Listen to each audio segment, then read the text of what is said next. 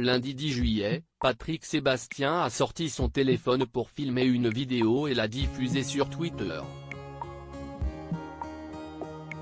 Sur celle-ci, l'humoriste et ex-animateur télé fait une mise au point afin de rétablir la vérité concernant plusieurs informations mensongères et diffamatoires annonçant la faillite de sa société de production, baptisée Magic Television.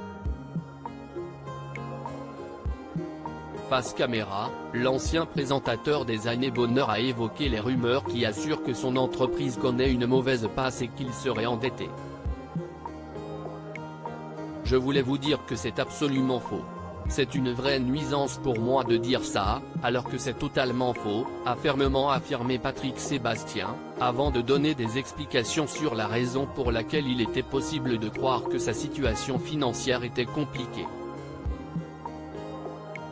Il y a une société qui organisait la tournée du plus grand cabaret du monde qui s'appelle Looping, qui n'est pas la mienne et qui effectivement a fait faillite, mais moi, je n'y suis absolument pour rien, a déclaré l'ancien animateur du service public. Évoquant sa propre entreprise de production, Magic Television, le comédien a assuré qu'elle se porte très bien et qu'elle n'a pas de dette. C'est un mensonge, tout simplement, a-t-il martelé au sujet de cette fake news relayée par plusieurs médias. Une tournée qui aurait dû passer dans 70 villes françaises. Tout va bien dans cette société et je me réserve le droit de continuer avec les moyens judiciaires ma rectification, avec tous les moyens qui me seront permis, a-t-il développé, en ajoutant que sa société se porte très bien, comme lui, d'ailleurs.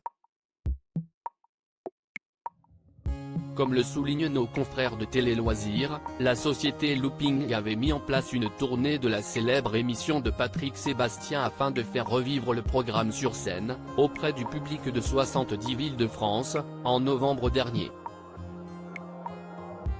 Mais quelques jours avant son lancement, l'événement avait été annulé pour des raisons budgétaires, comme on pouvait le lire dans le communiqué, dans lequel il était aussi précisé que l'animateur télé n'était pas le producteur de cette tournée, même s'il était particulièrement déçu de cette décision. Article écrit avec la collaboration de 6 médias Crédit Photo, Cédric Perrin.